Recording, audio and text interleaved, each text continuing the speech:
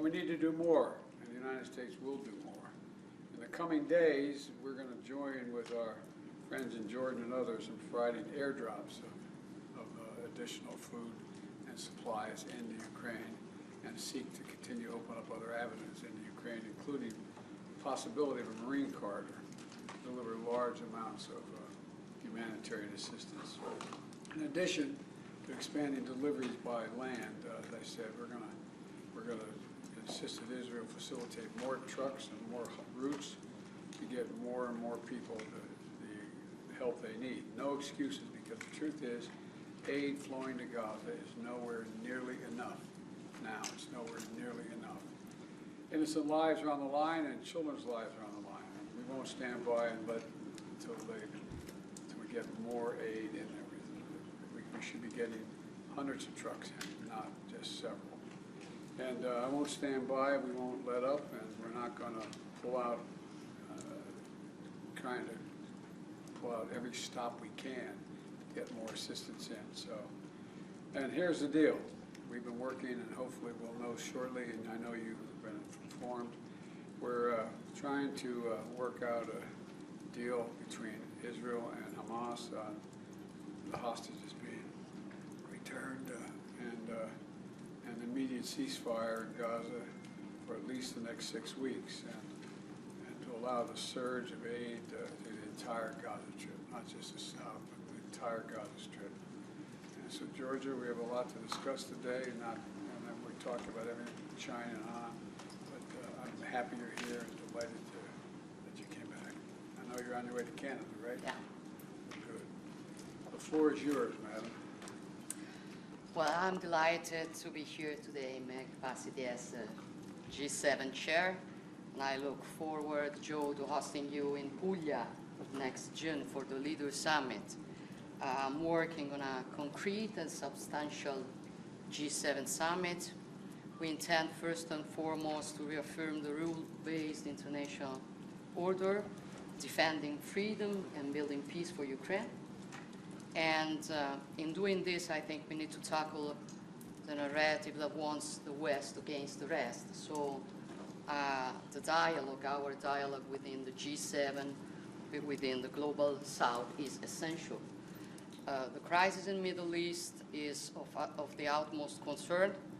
We need to coordinate our actions in order to avoid an escalation, and in this regard, we do fully support the U.S. mediation efforts.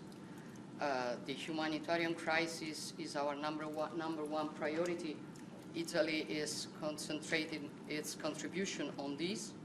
Meanwhile, we are cooperating with all regional actors that must be part of any future outcome. We should work together on concrete steps to guarantee the two-state perspective, which is the only long-term sustainable solution.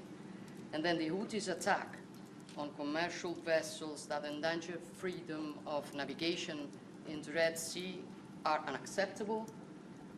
EU naval operation Aspides, that as you know is under Italian tactical command, is an important response to the disruption of transit through the Red Sea.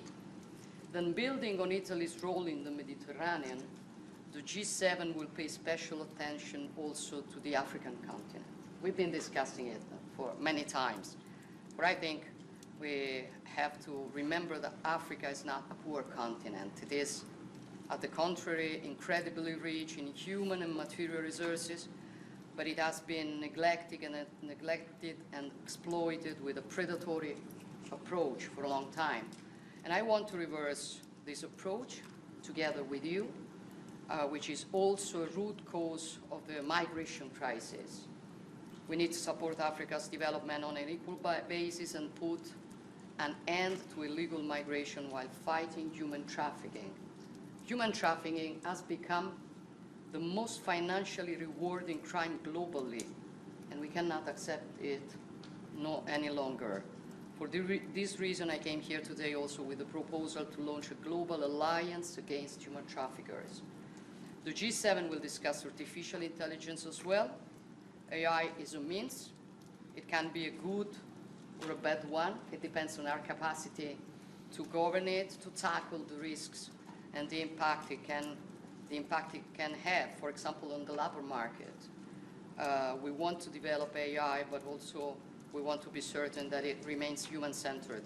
And then, last but not least, I came here to boost our strategic cooperation. And our relations are enriched by the presence of more than 20 million Italian Americans. During our last meeting here in Washington, we said we wanted to improve our bilateral cooperation and our trade, and we did it. For in 2023, our bilateral trade reached the highest amount ever, with $102 billion of exchange. So I think we did a good job, but I also think that we can do even better. And I hope this will be our mutual goal for this year. Thank you, Joe. Well, it is, and I tried to help. I married an Italian American. Thank you all very much. Okay, thank you so much.